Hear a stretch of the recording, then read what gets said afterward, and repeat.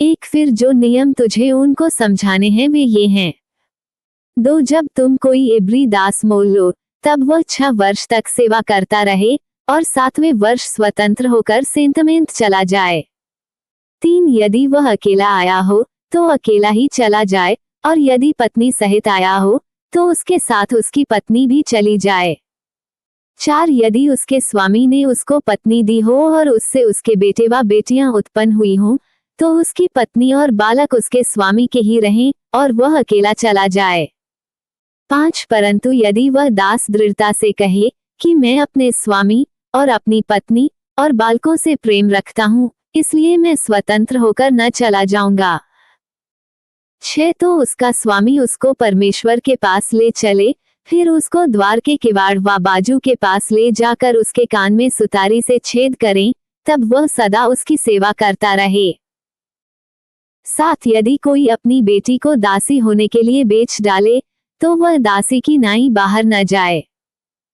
8 यदि उसका स्वामी उसको अपनी पत्नी बनाए और फिर उससे प्रसन्न न रहे तो वह उसे दाम से छुड़ाई जाने दे, उसका विश्वासघात करने के बाद उसे ऊपरी लोगों के हाथ बेचने का उसको अधिकार न होगा। 9 और यदि उसने उसे अपने बेटे को ब्याह दिया हो तो उससे बेटी का सा व्यवहार करे। 10 चाहे वह दूसरी पत्नी कर ले तो भी वह उसका भोजन, वस्त्र और संगति न घटाए। 11 और यदि वह इन 3 बातों में घटी करे तो वह स्त्री सेंतमेंत बिना दाम चुकाए ही चली जाए। 12 जो किसी मनुष्य को ऐसा मारे कि वह मर जाए तो वह भी निश्चय मार डाला जाए। 13 यदि वह उसकी घात में न बैठा हो और परमेश्वर की इच्छा ही से वह उसके हाथ में पड़ गया हो तो ऐसे मारने वाले के भागने के निमित्त मैं एक स्थान ठहराऊंगा जहां वह भाग जाए। 14 परंतु यदि कोई ढिठाई से किसी पर चढ़ाई करके उसे छल से घात करे तो उसको मार डालने के लिए मेरी वेदी के पास से भी अलग ले जाना। 15 जो अपने पिता व माता को मारे पीटे वह निश्चय मार डाला जाए। 16 जो किसी मनुष्य को चुराए, चाहे उसे ले जाकर बेच डाले, चाहे वह उसके पास पाया जाए तो वह भी निश्चय मार डाला जाए। 17 जो अपने पिता व माता को श्राप दे वह भी निश्चय मार डाला जाए। 18 यदि मनुष्य झगड़ते हों और एक दूसरे को पत्थर व मुक्के से ऐसा मारे कि वो मरे नहीं परंतु बिछौने पर पड़ा रहे। 19 तो जब वो उठकर लाठी के सहारे से बाहर चलने फिरने लगे तब वो मारने वाला निर्दोष ठहरे, उस दशा में वह उसके पड़े रहने के समय की हानि तो भर दे और उसको भला चंगा भी करा दे। 20 यदि कोई अपने दास व दासी को सोंटे से ऐसा मारे कि वो उसके मारने से मर जाए तब तो उसको निश्चय दंड दिया जाए।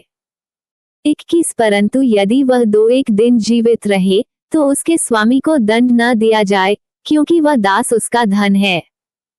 22 यदि मनुष्य आपस में मारपीट करके किसी गभीरनी स्त्री को ऐसी चोट पहुंचाए कि उसका गर्भ गिर जाए परंतु और कुछ हानि न हो तो मारने वाले से उतना दंड लिया जाए जितना उस स्त्री का पति पंच की सम्मति से ठहराए। 23 परंतु यदि उसको और कुछ हानि पहुंचे तो प्राण की संति प्राण का। 24 और आंख की संति आंख का, और दांत की संति दांत का, और हाथ की संति हाथ का, और पांव की संति पांव का। 25 और दाग की संति दाग का, और घाव की संति घाव का, और मार की संति मार का दंड हो। 31 चाहे बैल ने किसी बेटे को चाहे बेटी को मारा हो तो भी इसी नियम के अनुसार उसके स्वामी के साथ व्यवहार किया जाए। 32 यदि बैल ने किसी दास व दासी को सींग मारा हो तो बैल का स्वामी उस दास के स्वामी को 30 शेकेल रूपा दे और वह बैल पत्थरवाह किया जाए। 33 यदि कोई मनुष्य गड्ढा खोलकर व खोदकर उसको न ढांपे और उसमें किसी का बैल व गधा गिर पड़े। 34 तो जिसका वह गड्ढा हो वह उस हानि को भर दे, वह पशु के स्वामी को उसका मोल दे और लोथ गड्ढे वाले की ठहरे।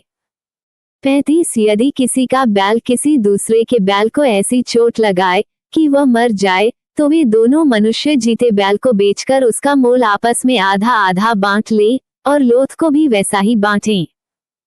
36 यदि यह प्रकट हो कि उस बैल की पहले से सींग मारने की बांध पड़ी थी पर उसके स्वामी ने उसे बांध नहीं रखा तो निश्चय ये बैल की संति बैल भर दे, पर लोथ उसी की ठहरे।